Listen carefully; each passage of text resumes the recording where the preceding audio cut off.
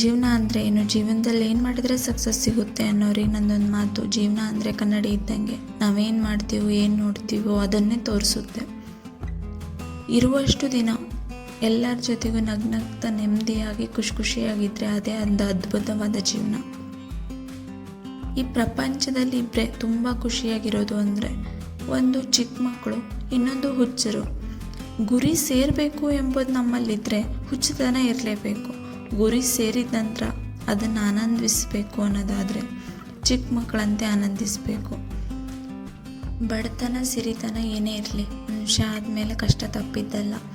ಎಲ್ಲವನ್ನು ಒಳ್ಳೆ ರೀತಿಯಲ್ಲೇ ಸ್ವೀಕರಿಸಿ.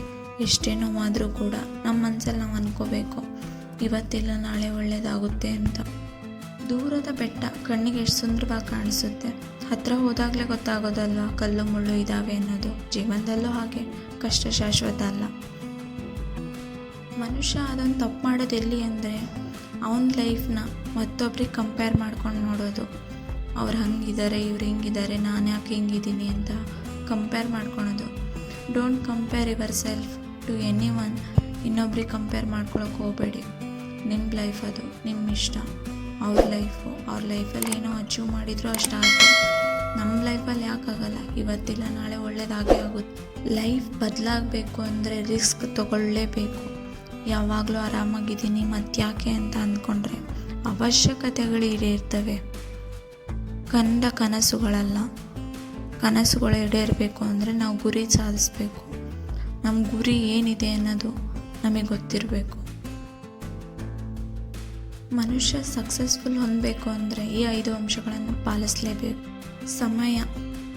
ಜೀವನದಲ್ಲಿ ಅತಿ ಬೆಲೆ ಬಾಳುವ ವಿಷಯ ಅಂದರೆ ಸಮಯ.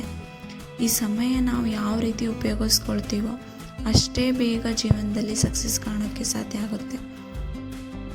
ಕಳೆದು ಹೋದ ಸಮಯ ಮತ್ತೆ ಬರಲ್ಲ. ಸಮಯದ ಜೊತೆ ನಾವು ಬದಲಾಗ್ತಾ ಹೋಗಬೇಕು. ಪ್ರಪಂಚದ ಜೊತೆ ನಾವು ಮುಂದುವರಿಬೇಕು. ಗುರಿ ಏನೇ ಇರಲಿ, ಪ್ರಯತ್ನ, ಹಿಂಜರಿಕೆ ಬೇಡ. ಅಸಾಧ್ಯವಾದದ್ದು ಯಾವುದೂ ಇಲ್ಲ. ಸಾಧನೆ, ಯಶಸ್ಸು ಎಂಬುದು ಯಾರ ಸ್ವತ್ತೂ ಅಲ್ಲ.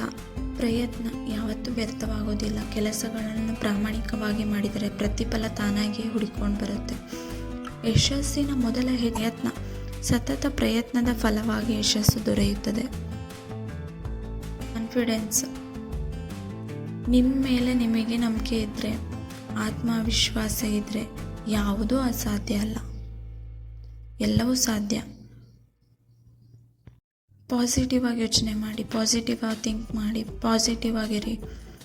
ಕೆಟ್ಟ ಆಲೋಚನೆಗಳನ್ನು ತಲೆಯಿಂದ ತೆಗೆದುಹಾಕಿ ಒಳ್ಳೇದು ಮಾತ್ರ ಯೋಚನೆ ಮಾಡಿ. ಒಳ್ಳೆಯದಾಗೇ ಆಗುತ್ತೆ.